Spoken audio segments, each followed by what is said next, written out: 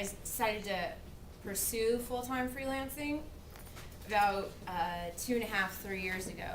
And so far it's going pretty well, but by pretty well I don't mean that that's all I do is write and I can sleep until noon and just come and go wherever I want.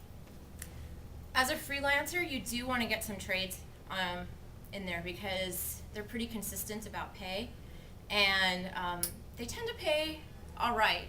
It's not like, it's not like $1 a word, which is what I want, which I think is what everybody wants, is at least $1 a word.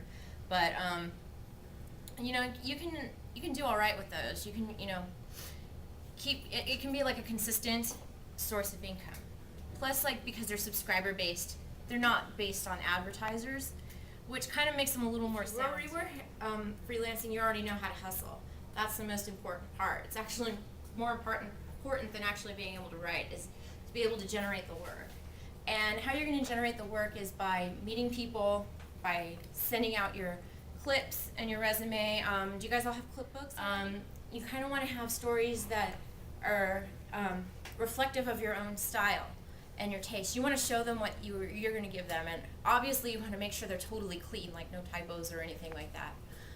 You want to take that initiative because people are going to go back to you and ask for you to do more work for them if you show that you can do it and they don't have to bug you to get things. Well, here's the big difference between print and the web. For print, your editor has no idea how many people are actually reading your story.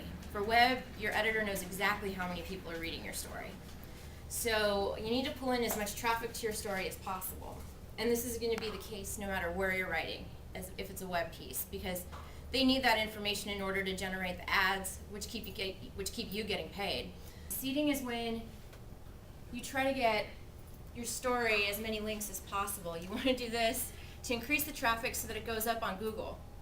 When they're searching, when you type in Neil Gaiman on Google, I want my story to come up towards the top.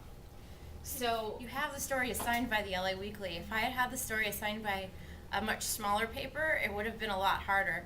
I told my editor, my web editor, because this is a web-only story, I'm like, hey, Neil Gaiman's going to be in town. I think this is a really good idea. People totally love him. He's a total rock star.